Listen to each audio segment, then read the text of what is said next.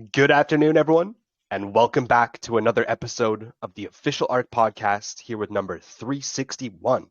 My name is Coach MT, and I'm here live today with the core team. Your host for tonight, as always, the one and only Mr. Atlas. The floor is all yours, sir. Thank you for the introduction, Coach Mistletoe. And folks, welcome back to another edition of the ARK Daily Podcast. This is Friday, October 27th. And boy, is it an exciting time here on the ARK. Just 3 more days. Monday is the official day where the gates are going to open. Price is going to go to 10 cents. Folks are going to be able to step right on in and claim their LSA spot. They have enough ARK tokens. They're going to be able to put those into LSA and automatically, instantly mint their NFTs. That would be the silver, gold, and platinum. Now we're going to show you something here real quick, folks, so you can get a glimpse. Here is the 10, and to be very clear, you're not going to be able to transfer your position into a 10 copper or bronze until we launch the new legacy NFT contracts. It's going to be your placeholder, but as soon as that gets done, you will see your 10 copper or bronze. You're going to be able to top up within the LSA with BUSD for the folks that are very close to those silvers. Maybe you're very close to a platinum or a gold NFT. You'll be able to make your moves. Not financial advice, but we already see some folks that are starting now to add the BUSD into the LSA so that when they bring their tokens transferred over tax-free into the wallet that they're going to stack up their ArkFi tokens and bring into the LSA, folks, they're already full, they're already ready to print, because remember, there's 20% of this revenue that's coming into the legacy NFT pool. It's going to be divided. It's going to be shared by the legacy NFT holders. Shout out to our legacy NFT, our OGs. Boy, you're going to get paid, baby. Sheesh. Money coming in. Quite exciting. So let's take a look here. This is the 10.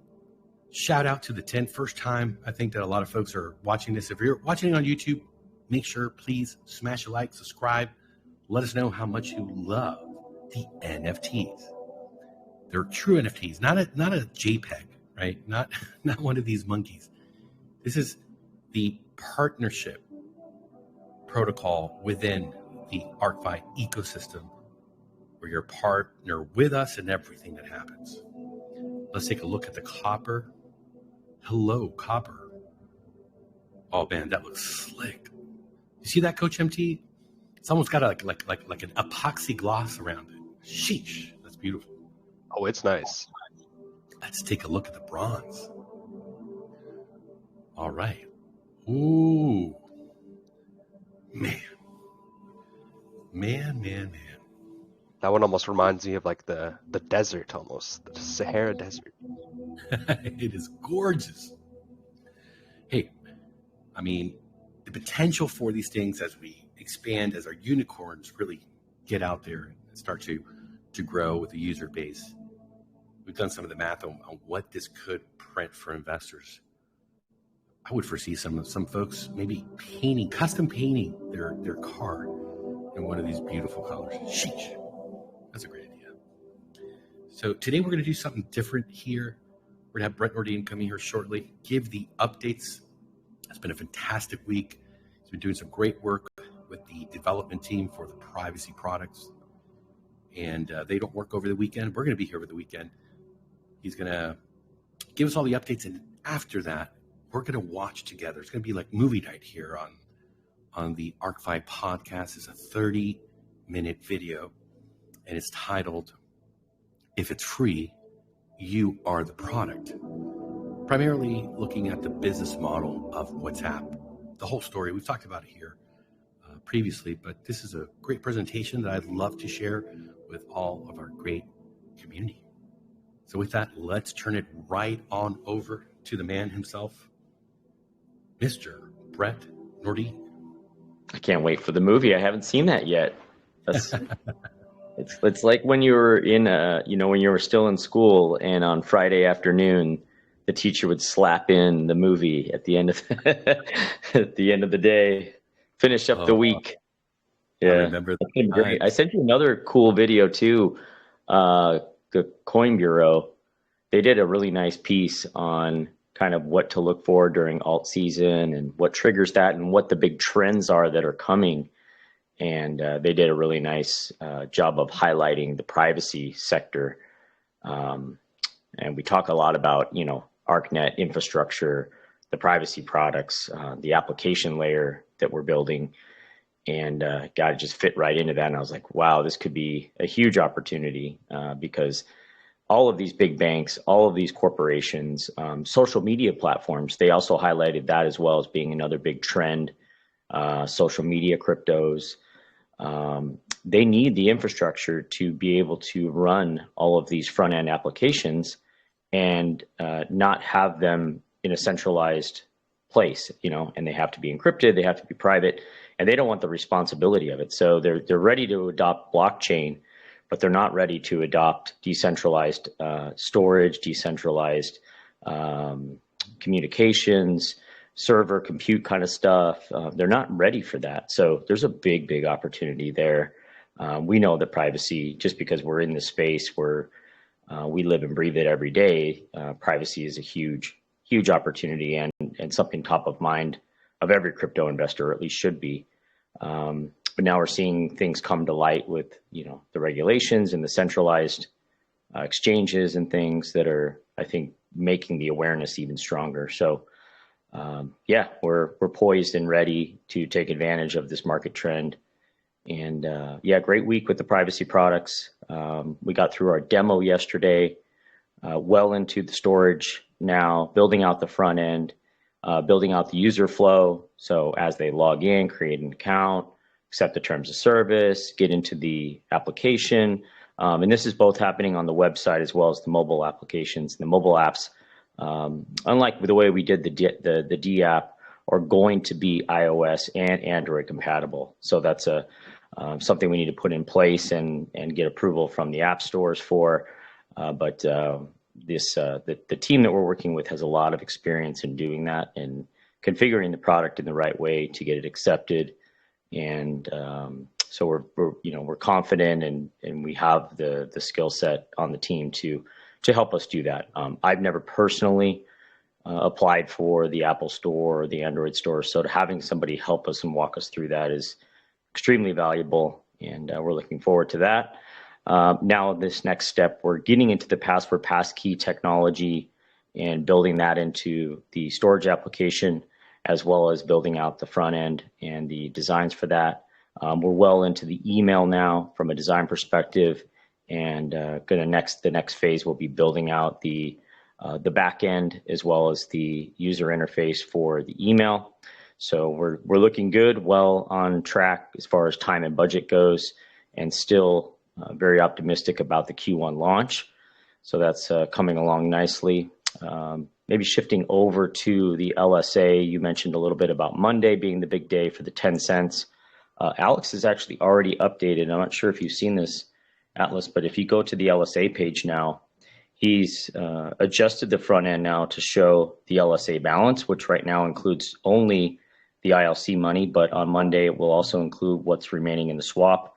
I'm guessing, 25 to 30K in that range. Obviously 30K is kind of where we're at right now, but the drain has almost stopped in the swap contract. So, best case scenario, we hang around where we are now. Maybe we lose a few more thousand over the next couple of days, but looking very strong. So we should have a really nice balance going into the LSA on Monday. Looking at, anywhere from 125K.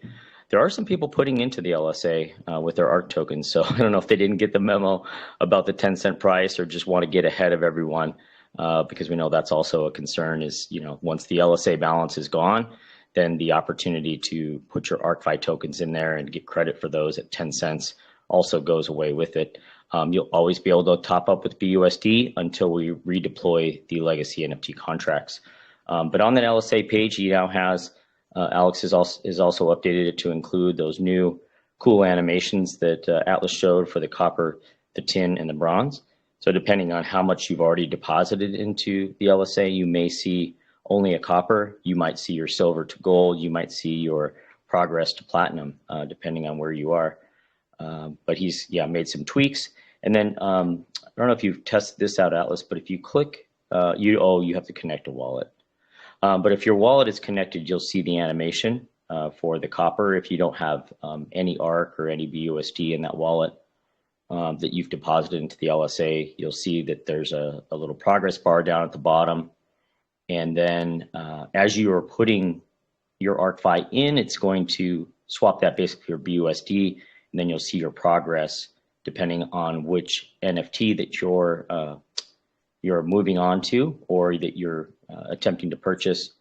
If you have nothing in the LSA, it'll show a copper, and then at the bottom it'll show your balance and what it will take to get to the copper.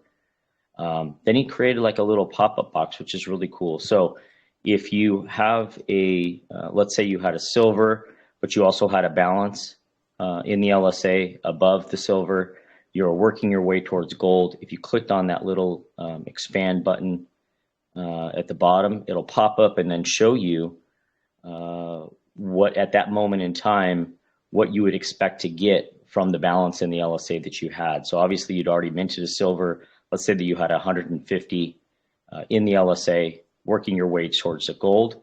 Then he would show that you would be able to get a copper and then a mint credit for $50. So really cool features and stuff that Alex always comes up with.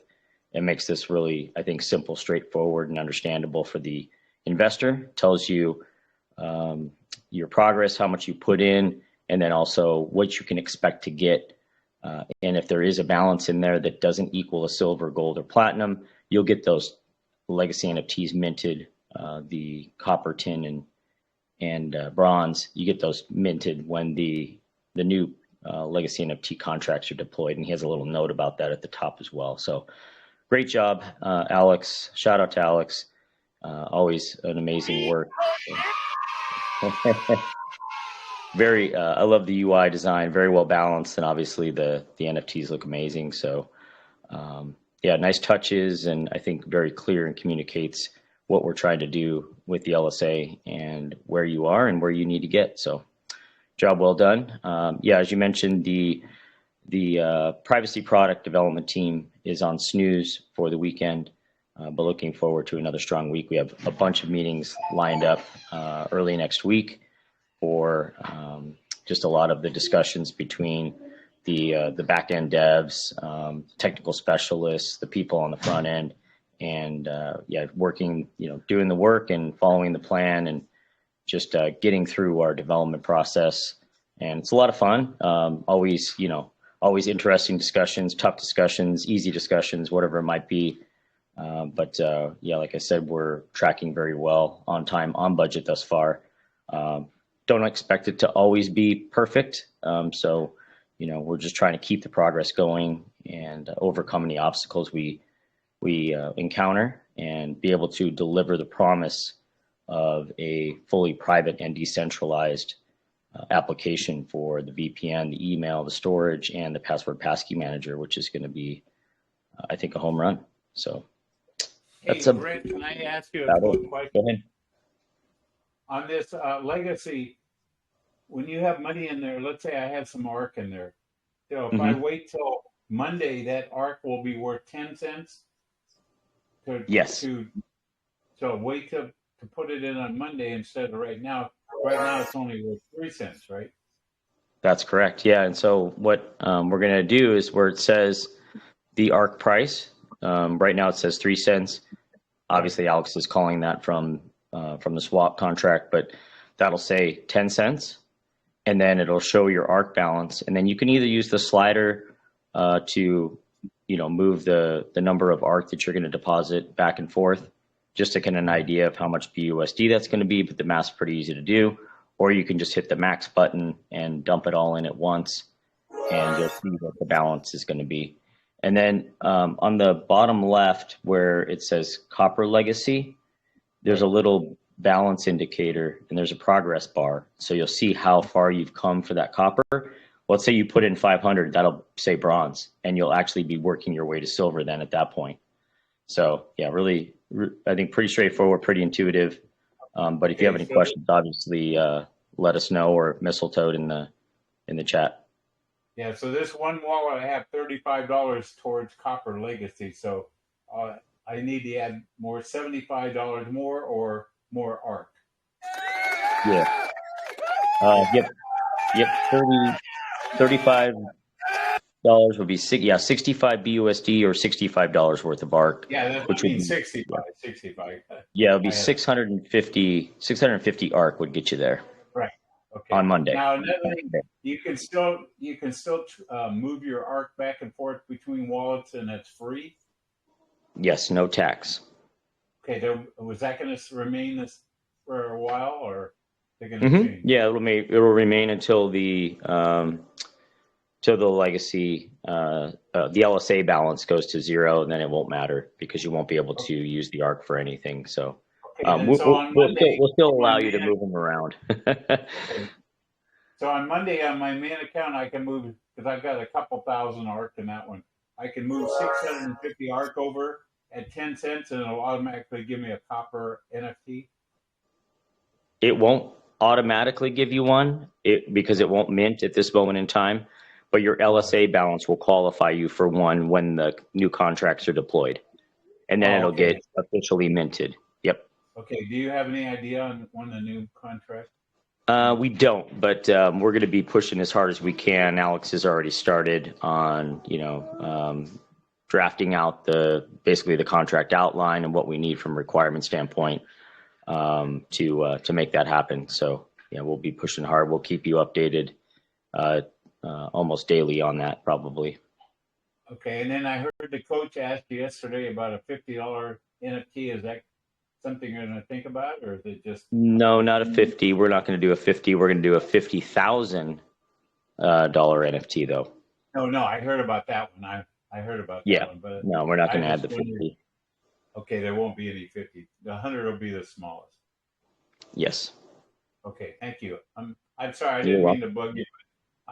Good questions. A lot of people might.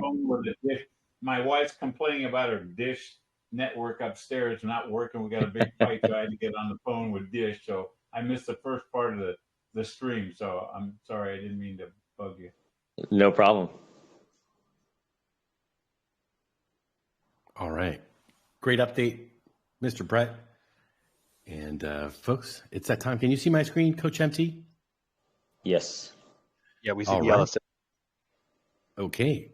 So let's get some popcorn, sit back, relax. It's going to be about 30 minutes. If you are bored, go walk the dog. we'll be here watching it, and after that, of course, we'll conclude and do our Q&A. So, movie night at the ARK. And Coach MT, let me know if you can hear what I hear in 3, 2, 1. If you're not paying for the product, you are the product. You are being. Can you hear it? You can hear it. Okay, perfect. All right, let's sit back and enjoy. If you're not paying for the product, you are the product. You are being programmed. How does WhatsApp make money? What started out as a very simple business question led me down a rabbit hole much darker than I would have imagined, that affects every single one of us. But to make sense of all this, we need to travel back in time.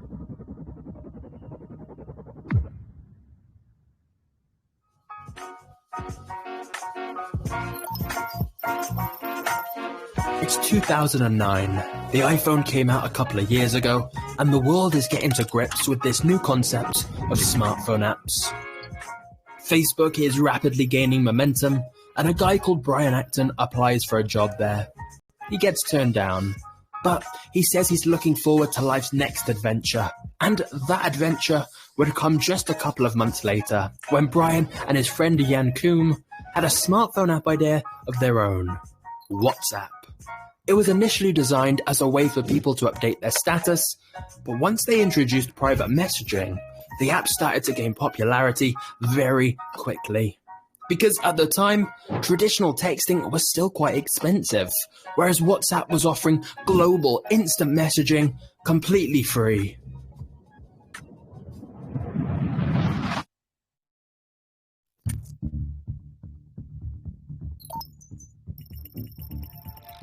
Now, free applications normally make money in at least one of three ways: advertising, in-app purchases, or selling your data. But the WhatsApp founders hated ads and actually left their previous jobs at Yahoo because of disagreements over the extensive use of advertising. They even made a post on the official WhatsApp blog about why they hate ads, so that wasn't an option. But they also didn't want to start charging people to use features in the app. The reason they started this in the first place was simply because they wanted to build a great product that people wanted to use. Trying to make the product better truly was the priority. And option 3 was a total non-starter as well. Both the WhatsApp founders were privacy activists. So, for a little while, they got by without any revenue. They were simply using the original seed funding they'd been given by some wealthy friends at Yahoo, and keeping costs to an absolute minimum. To save money, the WhatsApp team even worked off cheap IKEA tables and wore blankets for warmth. If you picture the stereotypical Silicon Valley startup looking to grow as quickly as possible and make millions, WhatsApp was the opposite. But we were still trying to be really conservative and frugal with the money we had. But inevitably, as more and more people downloaded the app and more features were introduced like picture messages, WhatsApp needed some revenue to invest in servers and hiring a bigger team. So, WhatsApp introduced a $1 fee. In some countries, you had to pay this upfront to buy the app, whilst in other countries, you got the app free for a year and then had to pay $1 a year after that to keep it. What's interesting about this is that the $1 fee wasn't actually enforced all that often. If anyone didn't pay the $1 renewal at the end of each year, WhatsApp would normally just let them keep the app for free anyway. It was almost like the fee was more of a voluntary donation. As crazy as that sounds, it worked fairly well. It meant they didn't alienate their users, and enough people did pay the $1 fee that WhatsApp were able to keep running smoothly for quite a while.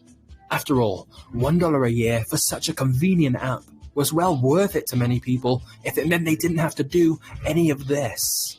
Of course, whilst the $1 fee did bring in some much needed revenue for WhatsApp, it was mainly just to cover their costs. They still weren't very profitable with such a small fee. But, strangely, that didn't matter.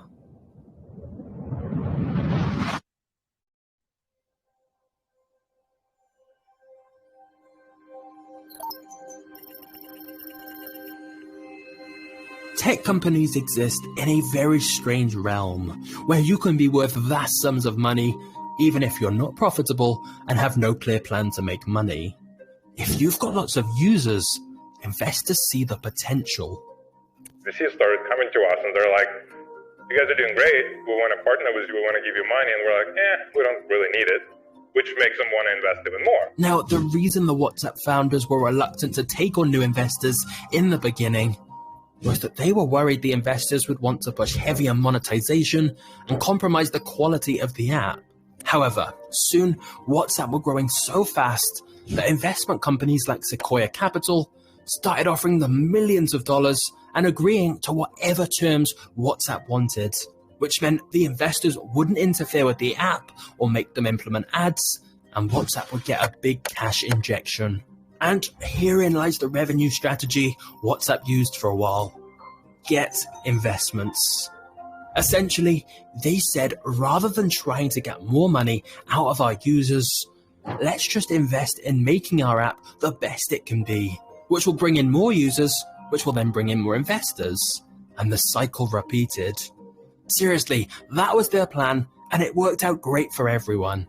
You see, WhatsApp is an app that benefits from the network effect, meaning the more people who have the app, the better it is for all of the users. as it means they can message more people. So by not cashing in and plastering it with ads or lots of paid features, WhatsApp could grow much quicker because people would tell all their friends and family about the app, and so the user count would keep rising.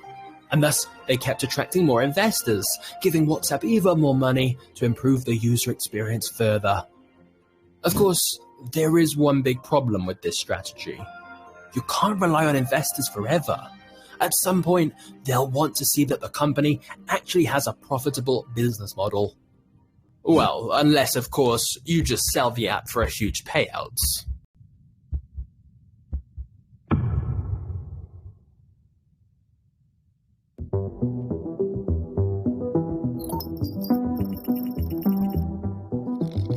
Facebook has bought the mobile messaging service WhatsApp for $19 billion in cash and stock. And at the time, a lot of people were confused by this sale, with many people baffled by the figure paid. $19 billion? Come on, is it really worth it? In fact, there's data to suggest that in the prior 9 months to Facebook's acquisition, WhatsApp had generated just $1.2 million in revenue, and thus was making a huge loss.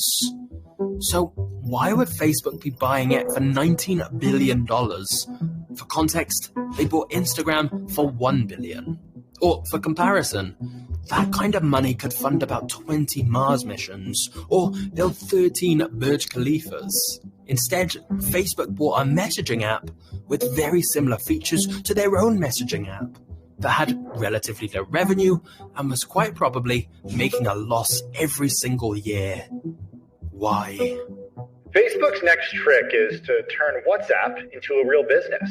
The messaging service makes practically no money now, but Mark Zuckerberg has plans to change that. Then there's the strategic value and what we can do together. And I actually just think that by itself, it's worth more than $19 billion. I mean, it's hard to exactly make that case today because they have so little revenue compared to that number. But I mean, the reality is there are very few services that reach 1 billion people in the world. They're all incredibly valuable, much more valuable than that. Now, hearing Zuckerberg talk about the synergy between Facebook and WhatsApp rang alarm bells for many people. After all, Facebook's whole business model is collecting your data, then using that to shove limitless personalized ads in your face at every opportunity. Pretty much everything WhatsApp was meant to stand against. Plus, Facebook have a terrible track record when it comes to privacy, such as the Cambridge Analytica scandal, where millions of Facebook users had their data taken and used against them without consent.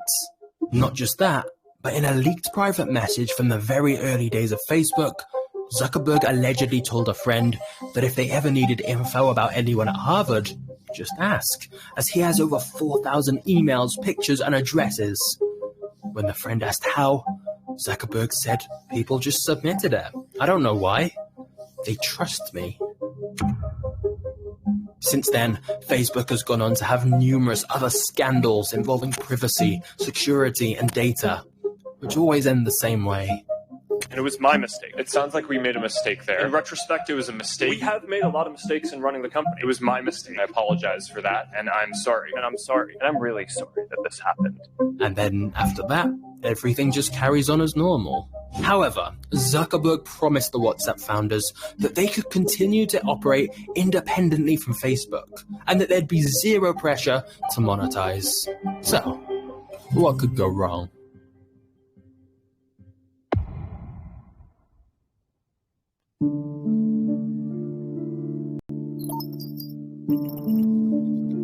On a blog post in 2016, WhatsApp announced they will no longer charge subscription fees, meaning the $1 fee that wasn't properly enforced anyway would be scrapped. Which, on the surface, sounds great.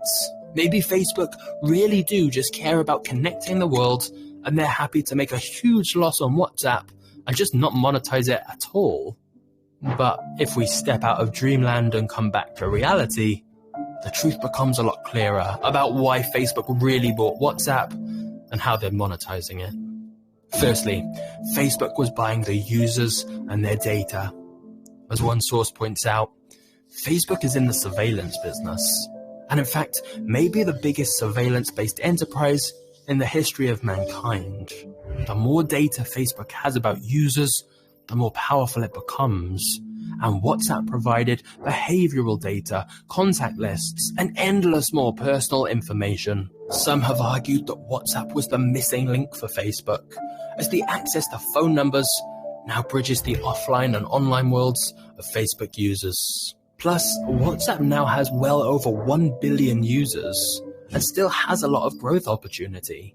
In fact, it leads the way in developing nations where Facebook's own messaging service isn't as popular. That was likely why Facebook scrapped the $1 fee for WhatsApp users, because getting new users into the Facebook ecosystem is far more profitable for them than charging $1 each. Your data is worth much more to them than $1 a year, because the more data points they have about you, the more they can combine that with data from other sources and build an even clearer profile of exactly who you are, thus making it much easier to sell you things. And so, by removing the fees, it removes any barriers for people to use the app, and thus makes it easier to expand and eventually get the entire world using their services, which all become connected. However, another reason for Facebook's WhatsApp purchase was simply to stop the competition.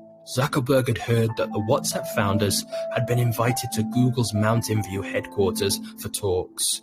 And so he rushed to make them an offer they couldn't refuse, so that they didn't sell to a competitor. Facebook has a habit of doing this as a way to ensure they keep control of the attention. Facebook is a case study, in my opinion, in monopoly power, because your company harvests and monetizes our data, and then your company uses that data to spy on competitors and to copy, acquire, and kill rivals. You've used Facebook's power to threaten smaller competitors and to ensure that you always get your way. These tactics reinforce Facebook's dominance, which you then use in increasingly destructive ways. So Facebook's very model makes it impossible for new companies to flourish separately, and that harms our democracy. So, whilst we can't publicly see the revenue data of WhatsApp, it seems evident WhatsApp is not making a profit right now. In fact, maybe never has. But because it's now owned by Facebook, they're in no rush to monetize directly. What matters to them is owning the users and data. Because, as one source argued, that means the tentacles of Facebook are closer to reaching billions of people. And with a market that size, Facebook is sure to find a way to eventually cash in. But hold on a minute. You might be thinking, are you not getting a bit carried away here? Zuckerberg specifically said WhatsApp would stay independent and wouldn't be sharing information with Facebook. So, there's nothing to worry about, right? Right?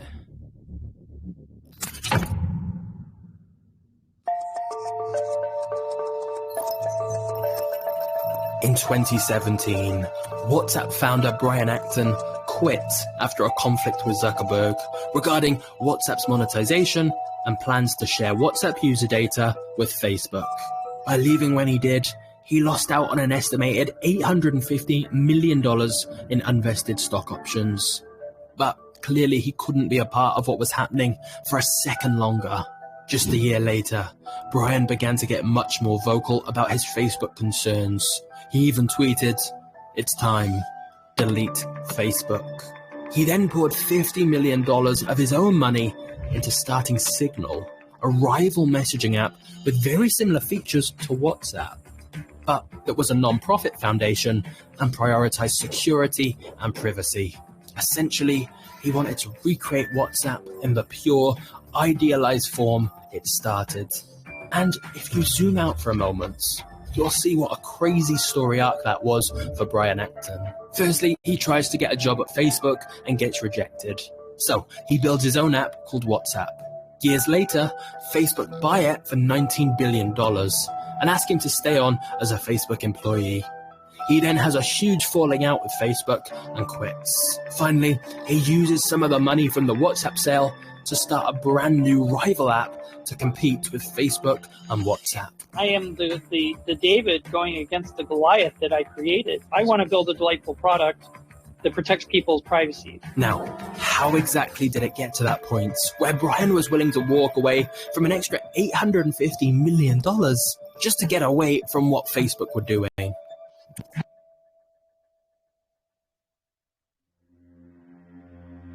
Well, things started to get rocky when in May 2017, the European Commission fined Facebook 110 million euros for misleading it during the takeover of WhatsApp. The fine imposed on Facebook of 110 million euros. The fine is the highest fine we have ever imposed for procedural infringement in a merger case. Apparently, Facebook falsely claimed it was technically impossible to automatically combine user information from Facebook and WhatsApp. However, it was later revealed that not only was this possible, WhatsApp had actually been sharing user information with Facebook for years already. This included sharing phone number data from WhatsApp so it could be targeted by Facebook ads. Brian has said he later found out that pretty much right from the beginning, Facebook had always planned to match people's WhatsApp numbers to their Facebook or Messenger accounts so they could collect more data about them to show them more personalized adverts. A little while later, the other WhatsApp founder, Jan Koum, also quit after it became clear that Facebook executives wanted to weaken WhatsApp's encryption to make monetizing it easier.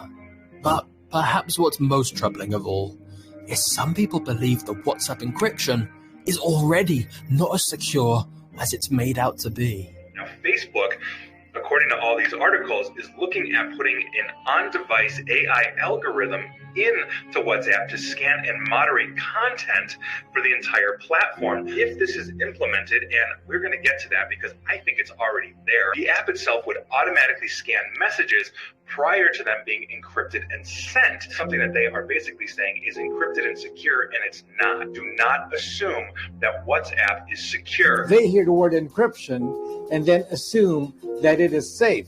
This is an amazing ploy of disinformation. In recent years, Brian Acton has gone on to say, "I sold my users' privacy. I made a choice and a compromise, and I live with that every day." And he's certainly not the only former Facebook employee to have spoken out against what the company is doing. Former head of growth Chamath once said, "We've created tools that are ripping apart the social fabric of how society works." In hindsight, Facebook acquiring WhatsApp was inevitably going to cause a clash. Facebook is one of the world's biggest advertising networks, and the WhatsApp founders hated ads. Facebook's business is built around how much it knows about its users, and the WhatsApp founders were pro-privacy activists. And so it could be argued that deep down, the WhatsApp founders must have known things were only going to end one way once they sold to Facebook. But put yourself in their shoes. You're being offered $19 billion for an app that isn't even profitable. Would you really turn it down?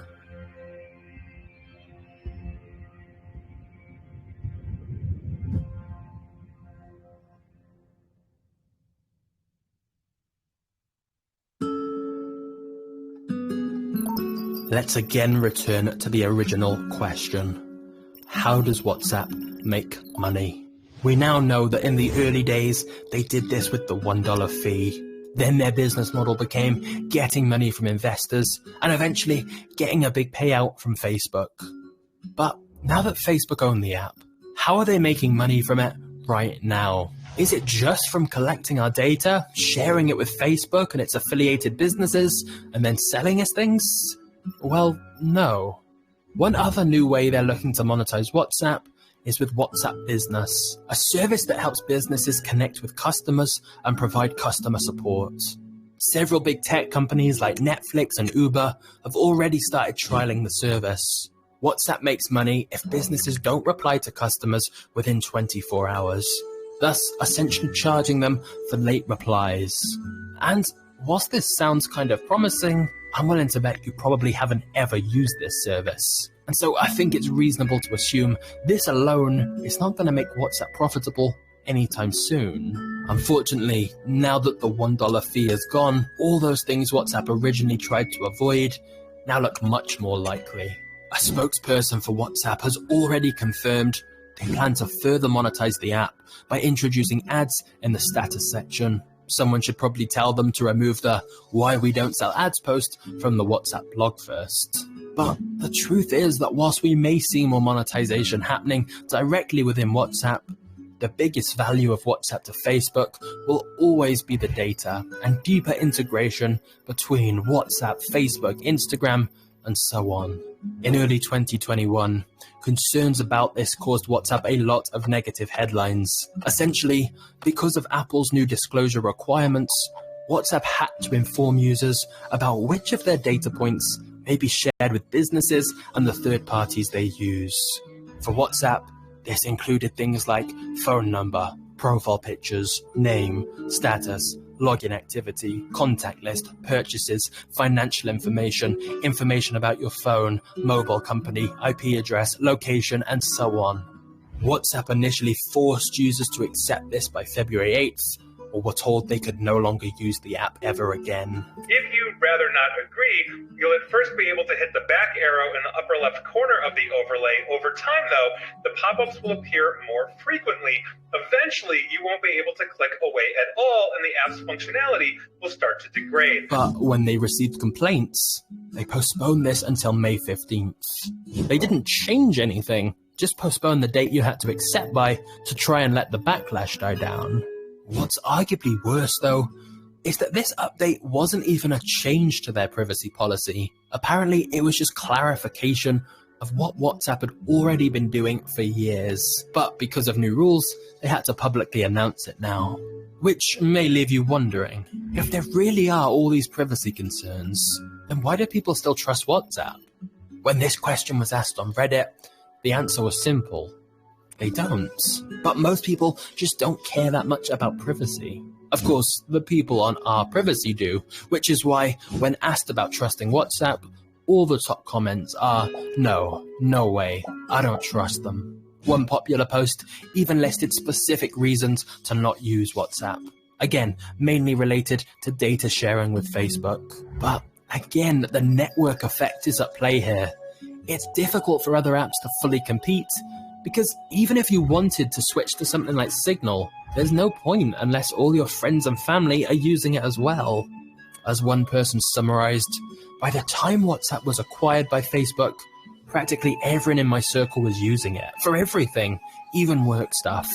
It's so deeply embedded into people's lives that you essentially have to pick between keeping your privacy or keeping in touch with the people around you. And yet, despite all of that, it's now time for a pretty major plot twist. Before we get to the final chapter of the WhatsApp story, time for a brief intermission. If you check out the description of this video, I've included a link to a VPN. And if you care about privacy online, I highly recommend you get one so you can keep your data more private and so your internet provider can't track everything you're doing. You'll also find links below to a lot of other useful resources, like my YouTube business course that teaches how you can get paid to create content like this yourself. So that way you can earn an income from researching topics you find genuinely interesting. The course covers everything from content creation to growing your channel to monetizing it and scaling it, including how to build a team so you can eventually create a more automated income from YouTube. I'm really proud of it, so if you're interested in building a YouTube channel or business of your own, pause the video now and check out the description. Then, let's get back to our story.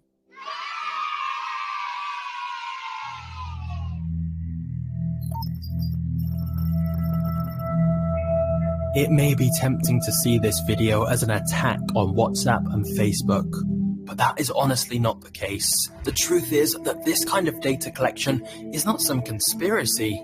It's a fairly standard practice that many companies do. Whilst Facebook are particularly notorious for it, it's hypocritical of me to preach about privacy when this video was funded by advertisements. And honestly, I don't actually think companies collecting data to show you more targeted ads is inherently bad if they're transparent about it. Because if companies like Google didn't do that, then free YouTube content like this probably wouldn't be possible. If companies like Facebook didn't do that, then free access to social media platforms probably wouldn't be possible. The reality is that WhatsApp is a great service and is genuinely helping to connect the world. this video has had a dark tone. And if you really are worried about privacy and full transparency and the ever-growing power of Facebook, well, then you'll feel this dark video tone was appropriate. But many people may instead think this video is overdramatic, because most businesses and apps collect, share, and often sell your data. Your local store's loyalty card tracks what you're buying and when. Cookies track every website page you visit. In comparison, the data WhatsApp collects perhaps isn't even that bad. What's really interesting here, though, is that most of us, myself included, have decided we're willing to give away so much information about ourselves in exchange for something free. We have to think really carefully about what it is that we're giving up when we're surrendering our privacy by agreeing that anyone who has the technical capacity to can track whatever you do on the internet, combine that with any other data sources that they can acquire about you. And let's be clear, as far as we know, WhatsApp are not reading your actual messages. Whilst there are security concerns about that, officially there is no evidence your messages can be or are being scanned. So, after watching all of this, should you remove WhatsApp? Well, it depends. Quite a few people have been switching to different messaging apps instead, but it's worth being cautious here.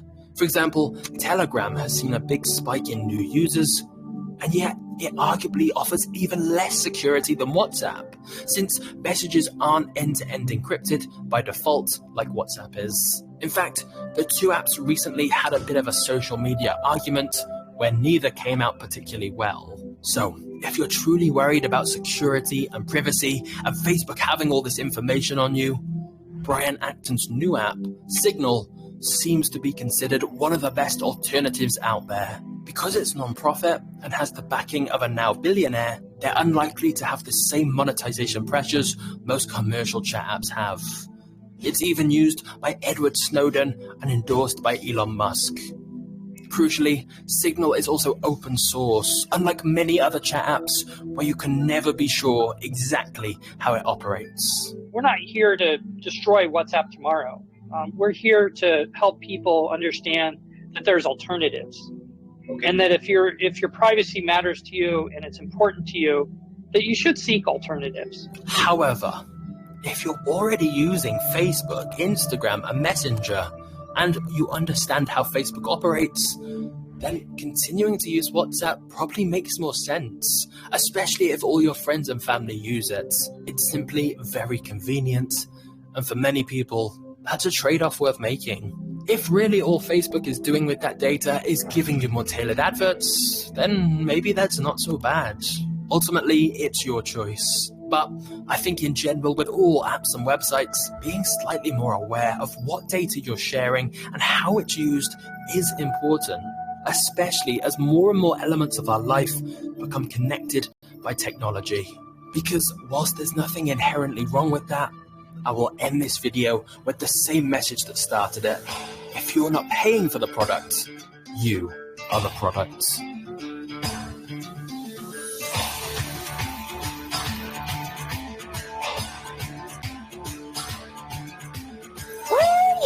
Let's get this crypto. Oh yeah, let's get this crypto.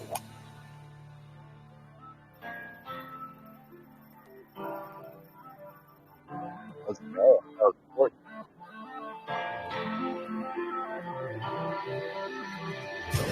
Now for some good news. Oh yeah. That was fun. Bombshell. I hate targeted ads, man. That's like, oh, I'll turn that stuff off anytime I can, get away from that stuff. It's kind of silly too, and like, it's like you're trying to target things that I've already searched and I've already seen. Like, send me new things I don't know about. It's crazy, especially when you're talking about something and so spooky, and then you see it pop up everywhere. Exactly, it's the worst. You know they're listening to everything. Well, they're going to be hearing it say, get your ArkFi security products, VPN, encrypted email, all the goodies, storage, password management, zero knowledge. Happy days, folks. Happy days. No selling of data. No needed. You can't even get it if you wanted to. That's right. Hey, I can only talk to Cuba free through WhatsApp. Yeah, I think they got Signal there too. And Telegram? I don't know. Everybody uses WhatsApp. And they're starting to use Telegram, but not for messaging, more for Well, that's the problem. training. That was just expressed here. Explained very clearly. Everybody's using it because everybody else is doing it, right? So some people are jumping off the bridge and everybody else is jumping off the bridge. So it's that, necessity because everyone else is plugged in. I use Signal quite a lot. There's a lot of folks in my inner circle that use it as well. But there's just people that you're like, hey, download this thing. And they're like, I don't want another app. So you got to continue your conversations on WhatsApp with them. So we learn to live with it. Doesn't mean it's the best way, but I try to get as many folks into the Signal as possible. If I'm going to be, having conversations with them on a daily basis. Let's get this crypto. Sheesh. Brett, did you like it? Yeah, it was really good. Picked up a lot of little points, and obviously the model was amazing that they followed. And I like that when close to the end, he's like, hey, by the way, check out the description. Check out the DVPN. Well, not DVPN. Yeah. You got the VPN only. These are the folks that we need to tap into. Yes. Yep. The business model that was part of the reasoning for showing it to everybody, right? This is part of our business model of getting these content creators that have a base and are passionate about these issues, security, and that thing was like a masterpiece. The amount of hours this man must have put into that, the graphics, lots of work. Dramatic thing is like, dude, he's not doing it for the pennies that YouTube's paying him. He's doing it for the referral link. So right. Talk about upping their game. Production quality was excellent. Yeah, and the narrative and all of that. So the narration. Yeah. Yeah, we're gonna tap into some of these bigger ones. Alex was actually asking me about that. How do we transition? And these people will help us. Just for the cause, a lot of them just for the cause. But as you mentioned, with the affiliate link, it makes it a win-win, right? Oh, absolutely. That's the best model. Do something you're passionate about and get paid for it. There's absolutely nothing shameful or wrong about that.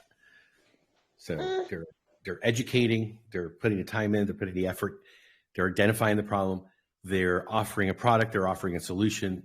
Everybody wins. The user, who gets into our protocol wins, they win for everybody.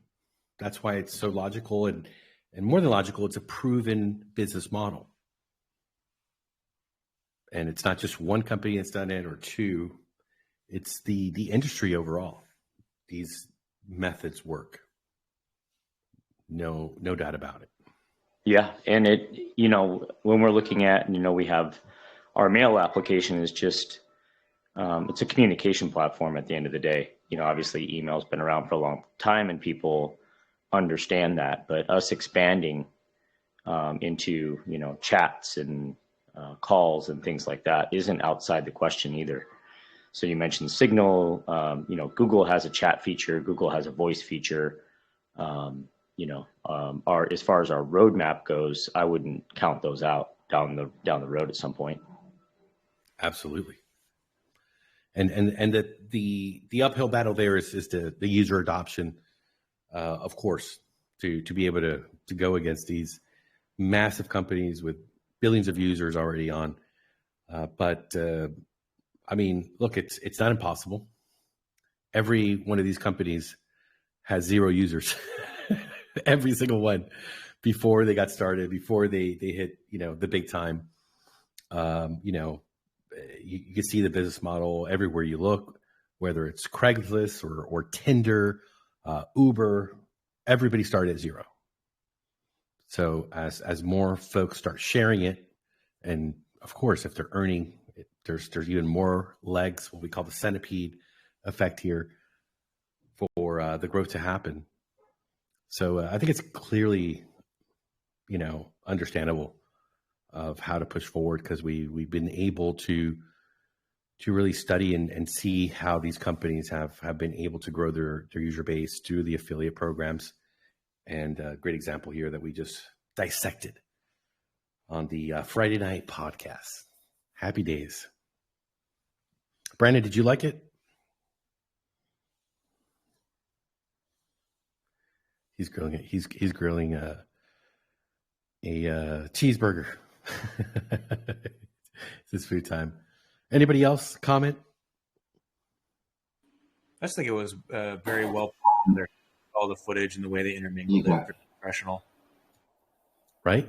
I mean, amazing. I mean, the guy's a pro, obviously. He's got a great channel. And I think he's a full-time. It helps when you have full-time and all of the tools and the editing. It's tough. Go ahead, Mr. Cosmos. Domin 8. When Facebook acquires your company for $19 billion, will my NFT entitle me to some of those profits? Absolutely. That's the whole point of it. And I mean, just one in our security, product offerings, the decentralized VPN is just one of those, right? We have 4. And you have a company called ExpressVPN, and it was bought by an Israeli firm a couple years back for, I think it was like 8 or 9 million short of a full $1 billion.